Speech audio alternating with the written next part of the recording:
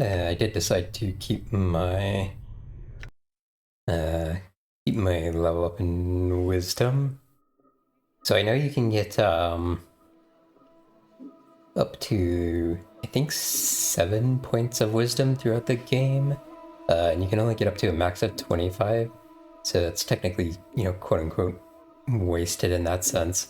But two of them come extremely late game, and one of them comes in a one of them I feel like you have to do something like super incredibly specific throughout the game to get a +2 bonus instead of a +1 bonus, and I'm not sure if I know the details for that. So that's like, -3 right there, so closer to +4 throughout the game rather than +7. But also wisdom just or sorry, +6 instead of +7. But then the 2 late game would be more like +4, and wisdom adds to experience. So generally speaking, the earlier you have wisdom, the better. Okay. I'm gone. Hold on. They mentioned something about or Dayanara mentioned something about how to open a portal, and she said the Dustman would know. I don't know which one.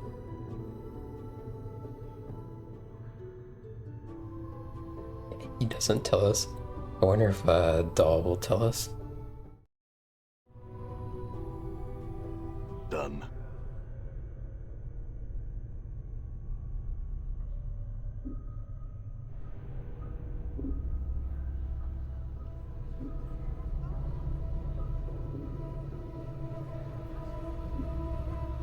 Can you tell me how to get out of here?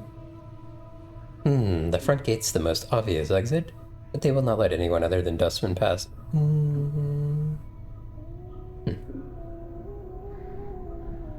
Guess we already asked him about that. What if I just talk to one of the random Dustmen?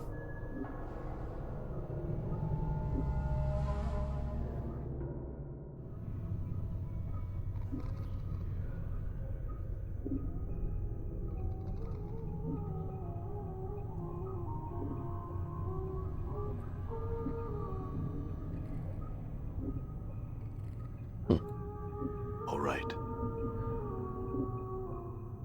I'm not sure how you find out the details of the portal. I remember from previous playthroughs that it's up here somewhere. Yeah, there. And I'm pretty sure the key is one of these charms. I don't remember which one. Maybe the bone charm? I feel like I'm that gone. for some reason. I forget exactly how you learn about that, though. Some giant skeletons here, by the way. Hold on, I wanted to... Can I pass through there? Yep.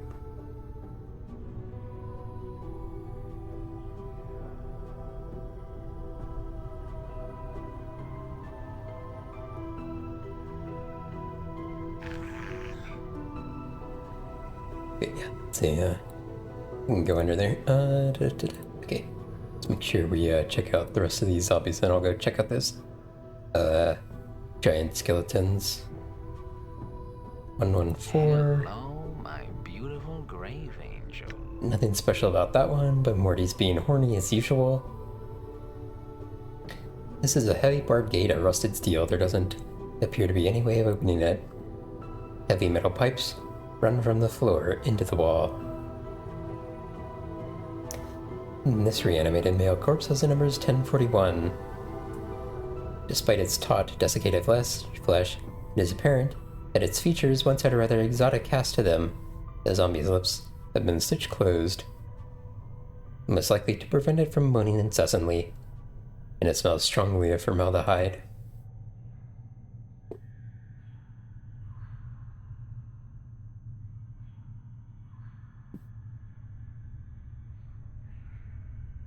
"331.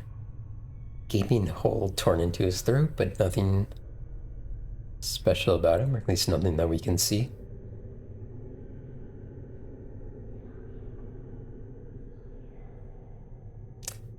Um, Hold on,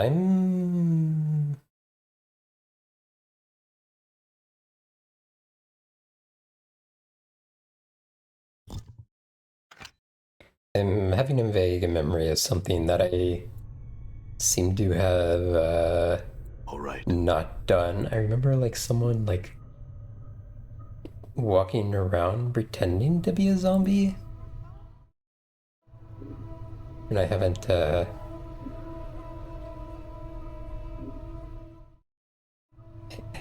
don't seem to have actually come across them.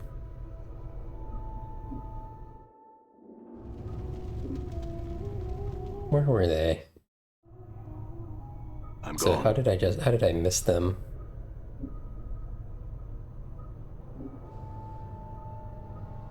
Was it this one?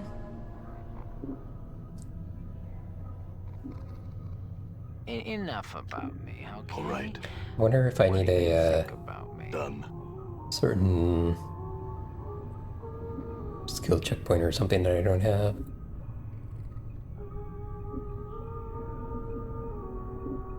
Da-da-da. Alternatively, maybe I just didn't like look closely enough. That one is suspicious because it's got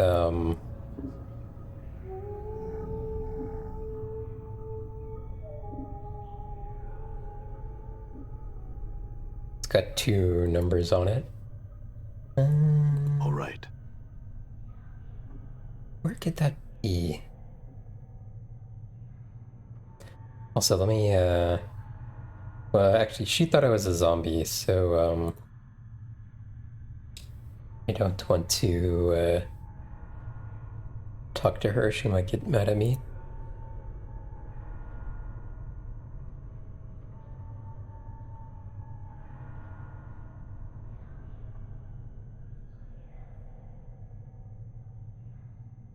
I think I'm in love. Hmm.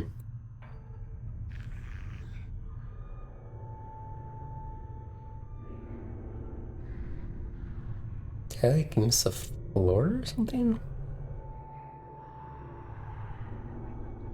All right.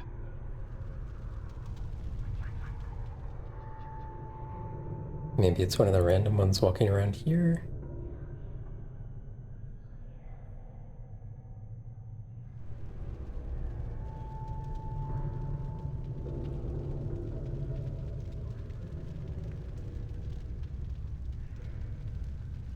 Oh, did you hurt yourself when you fell out of heaven?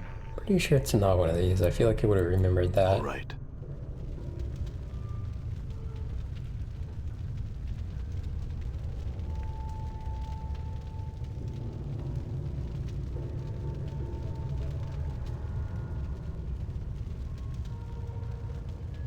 Hmm.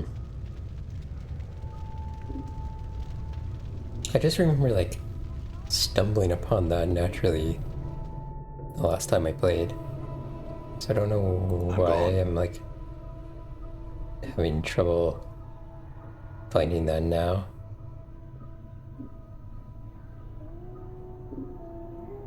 I want to say it was like very close to her.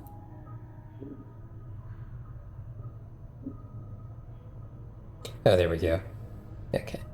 You had to address him, and I wasn't addressing him because I didn't, um, I didn't want to be chaotic. But as long as you say this instead of the other line, um, you don't go chaotic. You're not a zombie. Who are you? Updated my journal. The zombie is trying to respond behind stitched lips. He has a peculiar, half-frightened, half-angry expression. You. What you want? 1 second.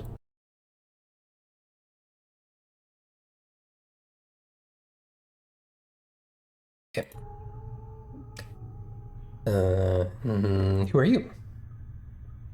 The zombie doesn't seem to have heard you. He looks you up and down for a few moments, then frowns. What you do here? You spy on Dusties?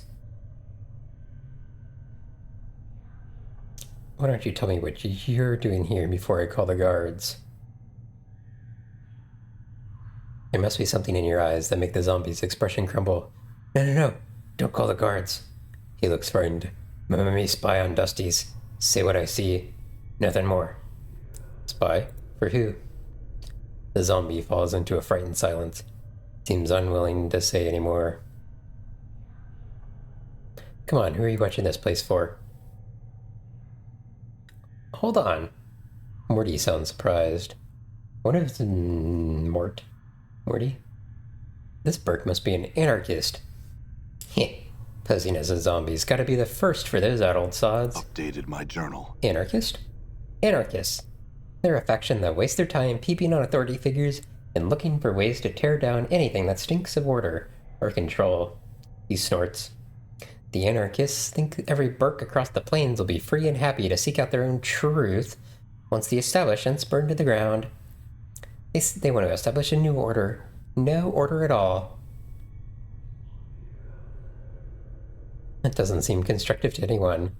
Some order, some law, is always necessary for progress to be made. The zombie is watching you both fearfully, still silent, but something in his expression tells you Morty's guess was right, on the mark. The anarchists, huh? And that's who you're watching this place for?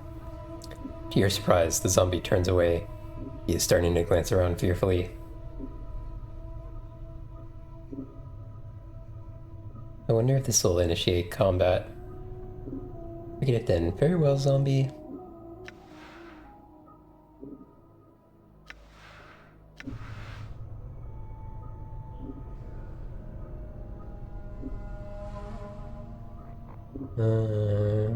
How can I escape here? Zombie grunts. You can escape through the portals. He uses his hand. Oof. Portals? What portals? Portals! The zombie waves around the area. Portals everywhere. Can you show me one? He is silent for a moment, then nods slightly, as if in understanding. Why should I help you? Maybe we could help each other out. What do you want in return? No, you need to get a key for me. Want the iron key to Embalmum's room. Alright, where's the key? A dusty chit has it. She has yellow eyes. He then makes a motion with his hands that reminds you of a pair of cutting shears. Blades on fingers. Dustman woman with yellow eyes and blades on her fingers? I already met her in the embalming room. Hold on, I'll be back with the key shortly. Updated my journal. The zombie squints at you. If you're caught, don't say nothing about me, or me gut you in your sleep. I'll get your damn key, but you best watch your threats, hear me? I'm gone.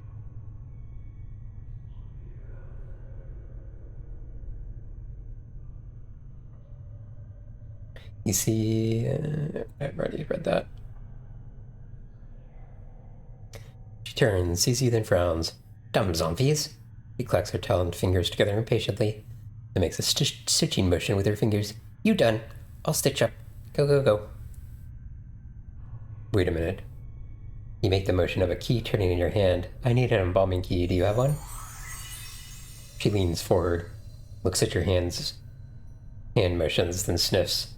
Her hand darts into a robe and emerges. A key hanging from her wickedly sharp index finger. She flicks it into your hand. Bring back when get done. Go. What's wrong with your hands? Updated my journal. She turns away, makes no sign that she hurts you. Her hearing must be as poor as her eyesight.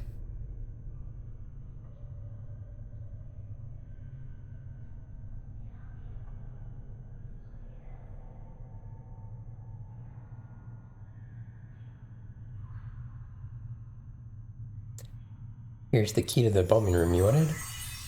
The zombie's eyes widen and he snatches the key from your hand. He turns it over, nodding all the while. Good. Updated How do I get my out journal. of here? He grunts. He can escape through portals. Oof. Where?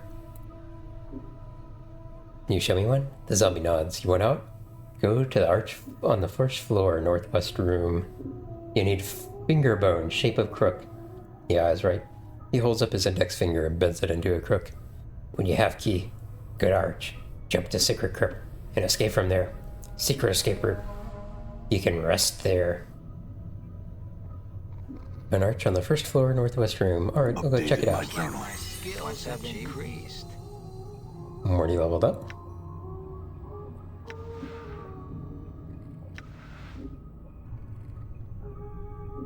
Let me finish talking to this guy. I think he might be able to get a little bit more experience from him.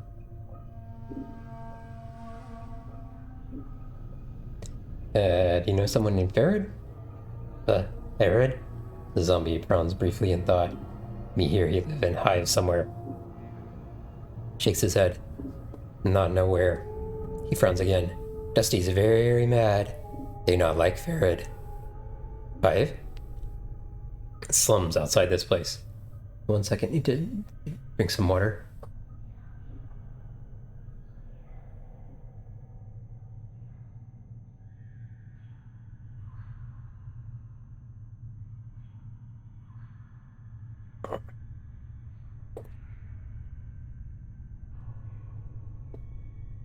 Why don't the dustmen like Farad? Updated my journal. He's a collector, brings debtors to mortuary. Sells them to dustmen. Brings lots of debtors. Dusty's not know where he gets debtors. Thinks he's putting Burks in the dead book. What? He's saying this Farad Burke has been selling a lot of debtors, corpses, to the dustmen. That's what collectors do. They gather dead bodies and sell them to the dustmen. Sounds like this Farad's been selling so many debtors that the Dusties think he's been putting hivers in the dead book before their hour's up. You know, killing people. I see. There was something else I wanted to know. I'm missing a journal. You seen it? I don't know. Some Burke peel you? What? He wants to know if somebody robbed you. Probably what happened. Can you tell me anything about Dahl? Scribe. Old. Yellow. He shrugs. Nothing more to be said, I suppose. I wanted to know something else. Dianara? Who's she? Sogo? Guide. Mortuary front door. What you want with him? Updated What do you know my about journal. him? Act strange. Not Dusty? Not anarchist. Likes rats. Strange. Good thing he's the only one strange around here. How do you get to look like that?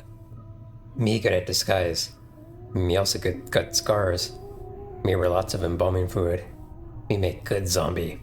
Dusty. The zombie giggles through the stitched lips, then taps his head. Dusty's stupid. Yeah, they're the stupid ones, alright. The sarcasm is evidently lost on the zombie, who nods eagerly. Stupid Dusties. And me make good zombie. Doesn't that hurt? He looks at your scars. I ask you the same question. Me? It not hurt much. Claps his chest. Me tough. That disguise is pretty good. Can you disguise me as a zombie? He looks you up and down for a few moments, mumbling to himself, then nods. We need jar of embalming fluid. Points his scars on chest. And some needle and thread.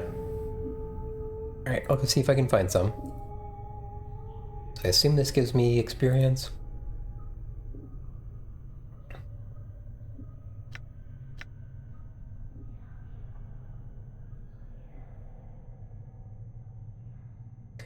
Can't believe you're going to go through with this. How barmy are you? Pretty barmy, I suppose. Yeah, play on your experience. So this is a way to hide from the dustmen if you can't talk them out of fighting you. Although I don't think you actually have to pass any skill checks to talk them out of it. There's multiple ways you can. The zombie liberally applies the balming fluid to your body, then stitches up several scars. Working from your feet upwards, he stitches up your scars, then finishes off the disguise by stitching up your lips.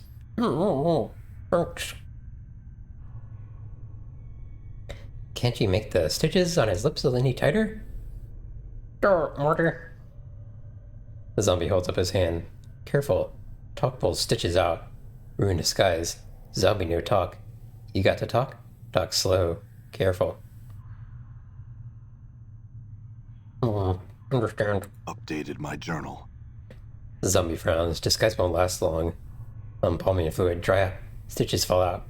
Probably they'll not last outside mortuary. And no running. You run, you were in a whole disguise.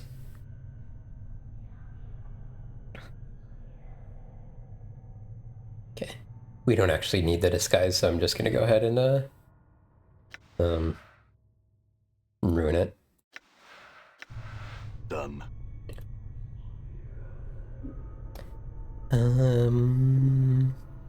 Let me check my journal here. I saw the giant skeleton, but haven't interacted with them, so we'll check on them shortly. See what got updated in our journal. One of the zombies on the second floor of the mortuary wasn't a zombie at all, but a man in disguise. Why anyone would disguise themselves as a zombie is beyond me. Apparently, the man disguised as a zombie is a member of the Anarchists, some faction that's out to get authority figures and tear down anything that smells even remotely like establishment. In exchange for the quote-unquote zombies' help, I agreed to go get an embalming key from the dust woman and embalmer I met in the other room. Vane, I think her name was. How she could possibly use an embalming fluid with those blades for hands is beyond me. I convinced her to give me the embalming key. Got Vaxis' precious embalming key. He must need it to get his new supplies to maintain his disguise. If the embalming fluid smell comes off of him is any indication. Vaxis told me there's a secret portal in the northwest room of the first floor of the mortuary. Take a crooked finger bone up to it, it'll activate and take me to a secret crypt where Vaxis says I can rest. Sounds like the Dustman and Farad aren't on best terms. Vaxis told me Farad's bringing a lot of bodies to the mortuary, and the Dustmans suspect he's killing people before their hour's up. Vaxis said something about Sogo being strange, saying that he liked rats. Whatever that means. Vaxis accusing anyone of being strange is ironic enough. In exchange for some needle and thread and some embalming fluid, Vaxis disguised me as a zombie. Okay, let's go back and talk to Sogo once more. Then we'll go check on the giant skeletons. And then we will head out. We can go out either through the front door or the portal. The portal says it leads to a secret crypt, so maybe we go out that way first.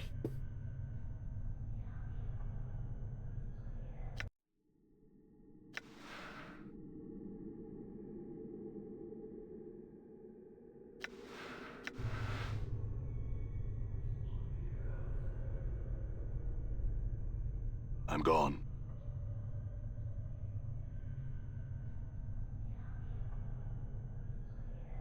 Got some questions. So I can turn that guy in. I wonder if that has any effect. Probably makes the anarchists mad at us. Maybe increases faction liking of the Dustmen. Probably hold off on doing that, though.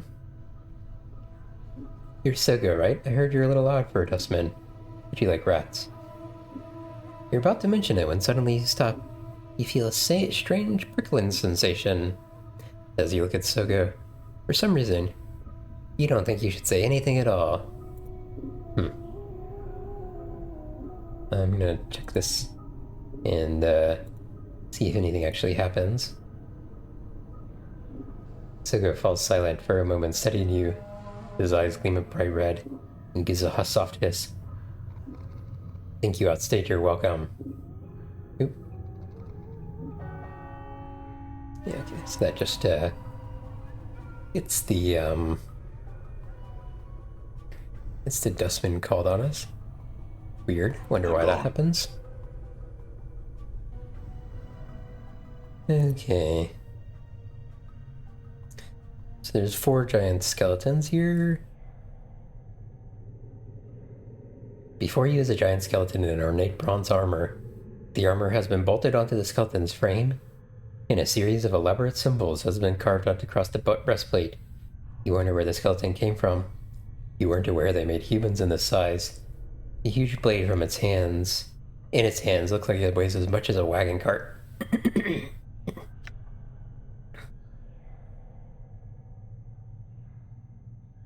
Hey, how about this skeleton, Morty? Related to his body? Morty grins. Is that a yes or... sorry. Morty floats up to the head of the skeleton, stares at it, then floats back down, studying the armor and the blade as he descends. Oh, yes, yes. I think this'll do. Alright, give me a second to pry the head off this thing. As you're about to do so, you suddenly stop, and your eyes are drawn to the skeleton's armor. Something about the symbols engraved upon its breastplate makes you pause. If these skeletons are guardians, then disturbing them may awaken them. Examine it carefully. The skeleton's intricate bronze armor is riveted onto its ribcage and shoulder blades with a series of iron bolts. As you study the frame behind the armor, you notice the same bolts are set into the skeleton's shoulder, elbow, pelvic, and knee joints. A mass of thick leather cords and heavy knotted ropes run along the length of the skeleton's arms and legs, woven in such a pattern that they resemble the muscles and tendons. Examine the armor. Despite the armor's obvious age, it looks well cared for. It shines brightly, and the symbols engraved on the breastplate seem to flow in the firelight, shifting slightly whenever you try to focus on them. Study the symbols. Almost unconsciously, you let your gaze relax as you look at the symbols. After a moment, the symbols cease shifting and resolve into a trail of runes that run up and down the breastplate. Strangely enough, the interlocking pattern in runes reminds you of chains. And with that thought, you suddenly recall that these runes are some sort of warding enchantment. Study the runes and try and recall the enchantment. You study the runes for a while, but can't decipher the enchantment. It looks pretty complicated and you're having a hard time concentrating. Compare the runes to the runes in the Book of Tome and Ash.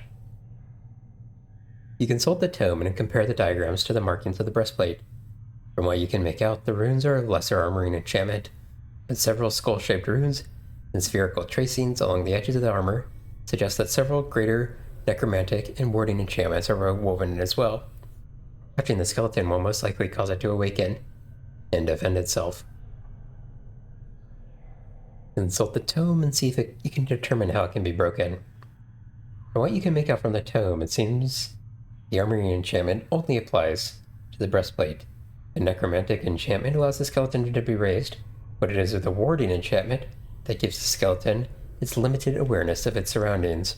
You'd guess that if you were to mar the skeleton's wards, it would interpret it as an attack, unless you blinded it to your presence first.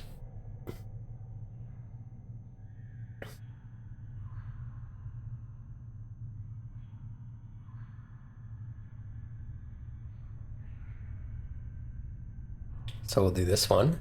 Mar the runes, maintaining the warding enchantment first, then work backwards through the rune pattern, canceling the necromantic, then the armoring. The work is difficult and nerve-wracking at first, but slowly your mind begins to focus, and the runes begin to unravel beneath your attack. Within minutes, the giant skeleton has been stripped of the enchantments binding it. It collapses, falling to the floor with a crash of bones and heavy clanging noise. Damned pile of bones. You wait for a moment, but no one responds to the sound. Moving quickly, you sift through the skeleton's parts on the floor. Most of it's too old or too heavy to be useful, but you discover a piece of the armor, the skeleton's breastplate, with the majority of one of the broken enchantments engraved on it. You have a feeling that could prove useful. All right. Let's do the same thing here.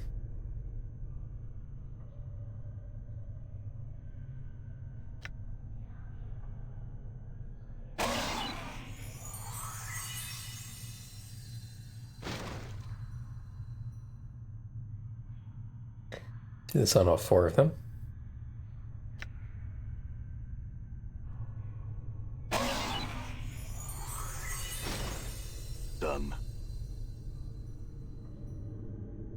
Gain 800 XP apiece.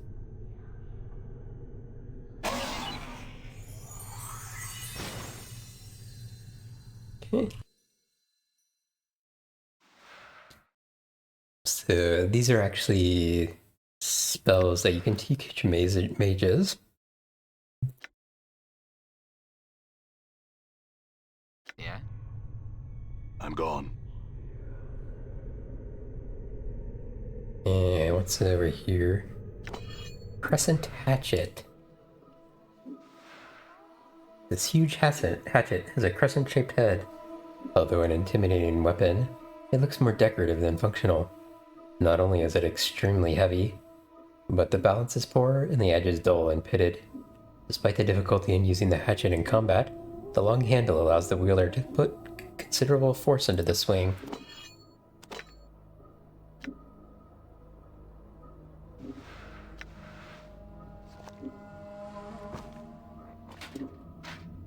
These are heavy. To Morty to hold on to, because he's got a little bit more carry weight. That's actually pretty heavy too. Oops.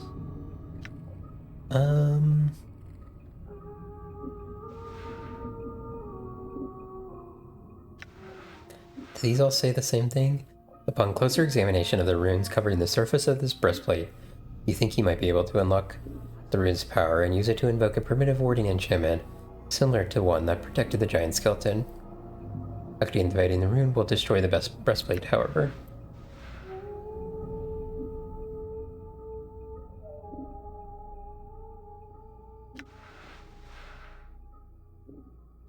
Shield, armor. Also armor?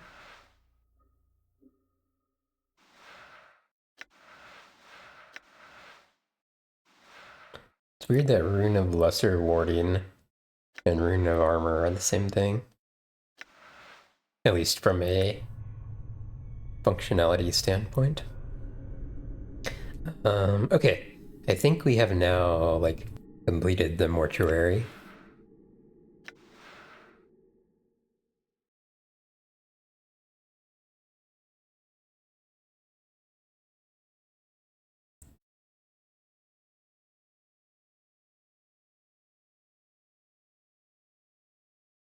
Let me do a quote-unquote permanent save here. Okay, I'm still true neutral.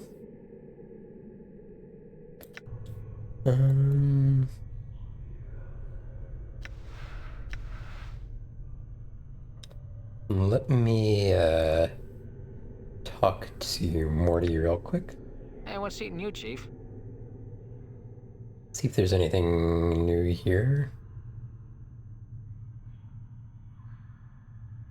Hey, what's eating you, Chief? Doesn't look like it. Maybe once we leave the place, he'll have more information. Okay, let's go out through the portal here.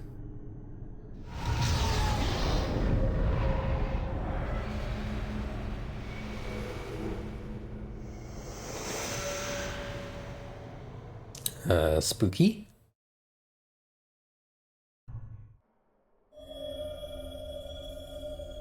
Secret tomb. There's some stuff on the ground.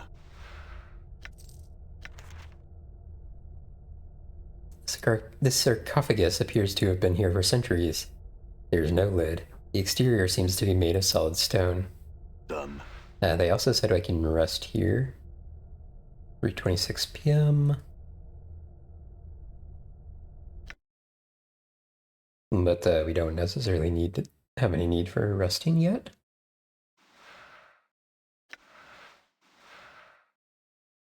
Pen's note. This note has been written with remarkable penmanship upon the finest parchment. Vaxis, if you're reading this, then you have undoubtedly failed in your task and have been forced to use the escape route I arranged. I told you that your little disguise idea was ridiculous. In any case, you'll need to lay low for a while. The dustmen may be deluded, but they are not fools, and they will certainly seek retribution for our intrusion. I have left some coins. Use them to secure a hiding place in the hive, preferably in Rackbreaker Square. The dustmen will be unwilling to look for you there. Once you have secured a new hiding place, I have a new mission for you. Find out where Ferret is getting those bodies he's delivering to the mortuary. It's apparently causing the dustman a great deal of upset, and I wouldn't mind knowing myself. Reports are that that stone-faced dustman at the gathering bar, Initiate Emmerich, I think the fool's name is, has been sending out finders to try and mark Ferret's movements. See if he can find out how far along he is, and hinder his efforts until we know more about his activities. I don't want Emmerich finding out something before we do. Okay.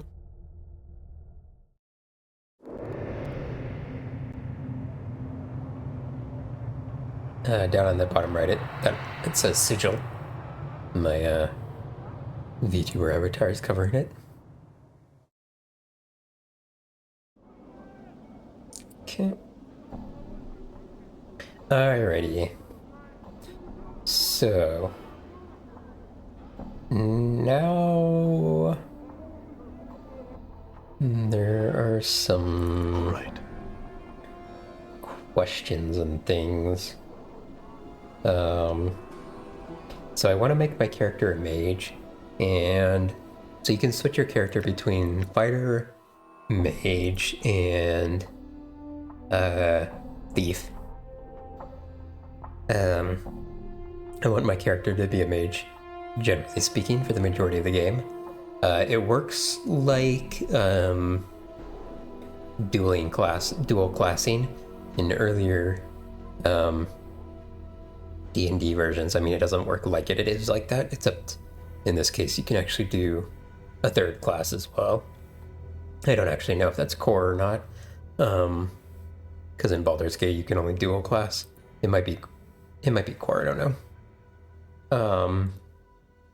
But so the way it works is like, if I switch to mage, I'll be a level 1 mage. And I have to level back up to get my, my level 4 fighter skills back. And now I'm actually not 100% sure it works exactly the same way in this, or if you just stay a mage. I think, and I'm now thinking you actually switch and you don't really dual class. I mean, one thing that works like dual classing is like, so I get in, every time I level up, I get an attribute point to level up in. But if I switch to mage, then I'll be like level 1, 2, 3, and I won't get another attribute point until I go to level 5 in this case.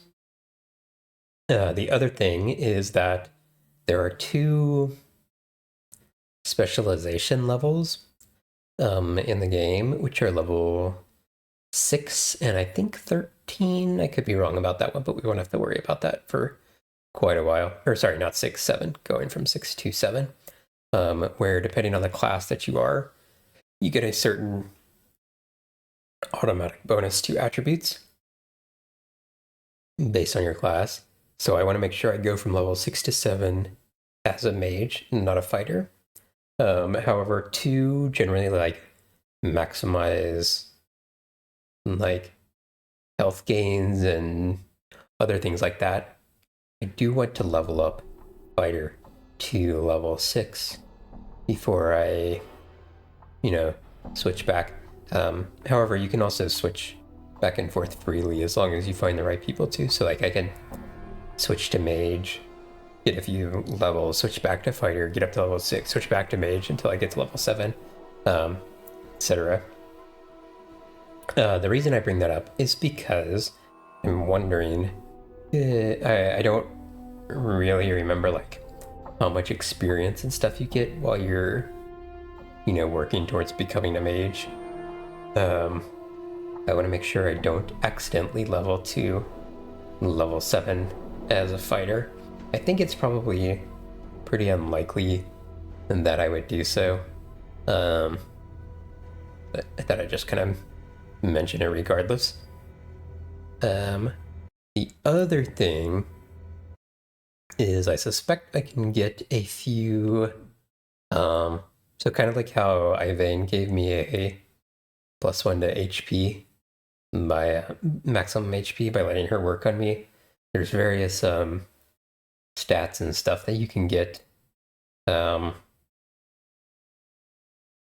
from people. Um, and I think that there is an early +1 wisdom. Wisdom's the only one that matters to, like, you know, getting it early, so to speak, because it gives you more experience, and the earlier you have wisdom, the better.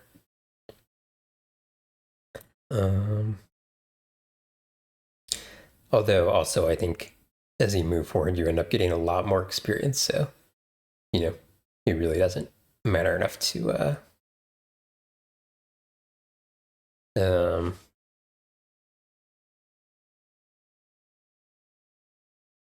what was I saying? It really doesn't matter enough to, like, min-max if you that's not what you're after. You can just play the game. Let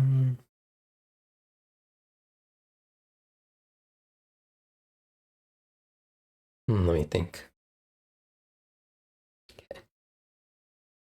I think I may try and go get the -1 wisdom first before I do anything else.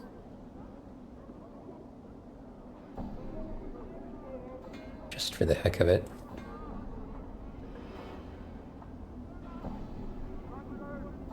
The clue is getting in the way of my mouse. Quick loot in this game is like All right. is way less important than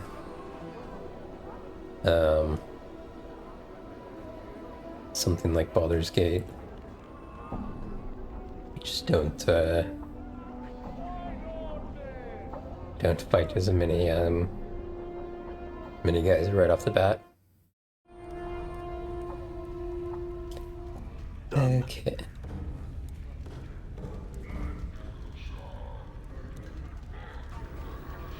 So I want to talk to O here.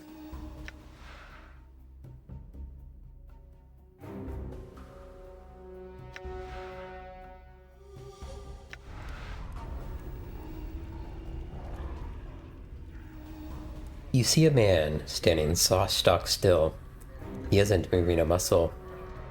On closer examination, it appears he isn't even breathing, just standing. His eye sockets are empty holes in his face. So this, I guess, is a minor complaint of mine on the mod that puts portraits here. This is just like the, regular man portrait. I can have a similar complaint about Ivine. Just used the female dust person icon, but really they have something special about them. But I think overall it's a good change. But anyway, you see a man standing stock still. He isn't moving a muscle. On closer examination, it appears he isn't even breathing, just standing. His eye sockets are empty holes in his face. Contained within their bounds is a flat, gray light that seems to dance with possibility. Looking into the sockets, the eerie, empty feeling of a limitless void shivers through you, as if you have gazed into a sliver of eternity. The head slowly swivels towards you. You notice that no muscles appeared to move under his skin as he turns. And he speaks in a pure, bell-like tone. Well met, Wanderer. You have forgotten again, haven't you? Do you know me, stranger? As he opens his mouth, you get the feeling of eternity again. Inside his mouth, you see no teeth, no tongue. It's almost as if this man were a shell, surrounding an illimitable expanse. Unlimitable, I feel like is a better word there. I have spoken with you before, and you always forget. Your endless quest to discover yourself ends always in your amnesia.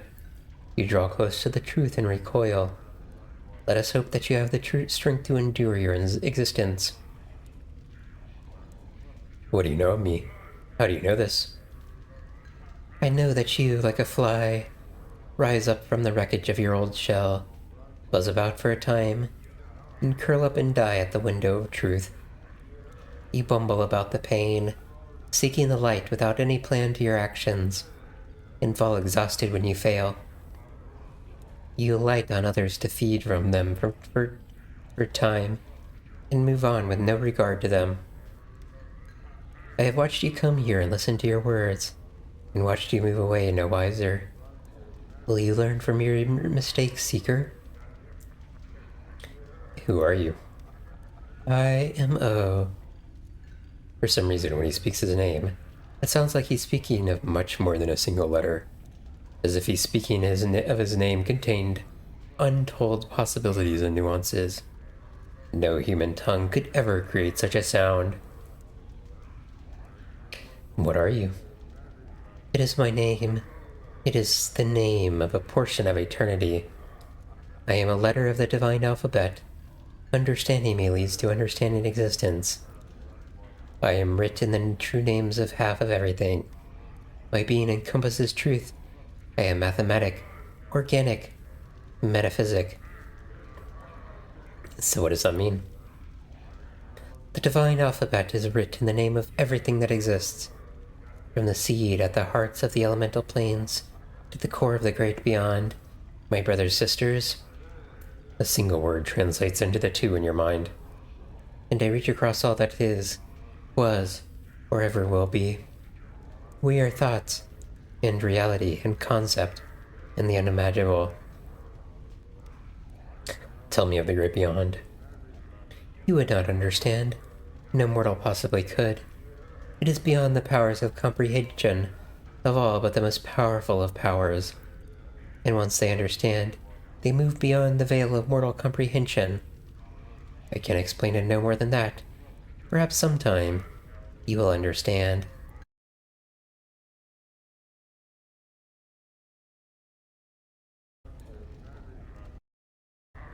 So what are you doing here? Why, I am watching the ebb and flow of mortality. And what do you see? You mortals are like wasps. You build your lives' nests from the slimmest of branches, and when the wind shakes your home life free, you seek to sting the wind to death, instead of realizing your foolish mistakes, attempting to repair the damage you have caused yourselves, and learning from your experience. You bring harm to any who have the misfortune to blunder near you in your time of pain and stress. My advice to you, and to all mortals, stop acting like an insect, and start acting like a sentient. I'll think about that. In the meantime, answer more questions for me. What is it you wish to know? I assume this is just a repeat.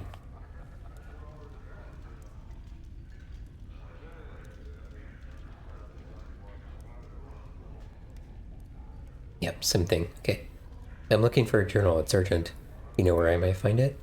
I know where you can find it, but it is not my place to reveal such information to you. Rest assured you will find it, as well as the man you seek. You know where Ferret is? I know where he is.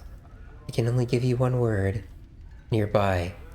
You'll find him in the hive, under a veil of secrecy. That's what all your answers seem to be under as well. Can you give me an answer to another question? What is it you wish to know? Tell me of the patrons of this tavern. The patrons of this tavern are varied yet all mortal. Like all mortals. Their concerns are limited, with the potential of blossoming into actual truth. I can tell you this, though. You may find a companion dear to your heart here, at least as your heart will allow. I think I should be insulted, but I'll let that slip. Another question. Tell me of yourself. I am O. What's her name?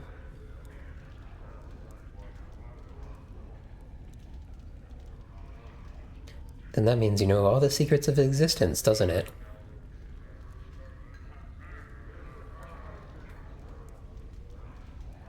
I know parts of many of them. Without a connection to my brother's sisters, I am but a letter. Alone, I am a symbol, combined, for your language and power. Ad coming up in about 4 minutes, by the way. So you don't know the secrets of existence? I did not say that. A letter is still a powerful force, even on its own. Allow me to show you. He opens his mouth wider, and wider still. The mask of his face tears around his eyes, mouth, and nose, revealing that hint of eternity you glimpsed earlier. You are lost in it, adrift in it, a part of it. You return to your mundane senses. You realize that O has vanished. Yet somehow, your horizons have expanded. Enlightenment has brushed you, ever briefly, across the brow. That was indescribable. Wisdom increased permanently, +1. Done. Okay. I was gonna start here in like 3 minutes. And doing another conversation at that time, so I'm gonna go ahead and break now before I start and have to go on an ad break in the middle of that. I will be back shortly.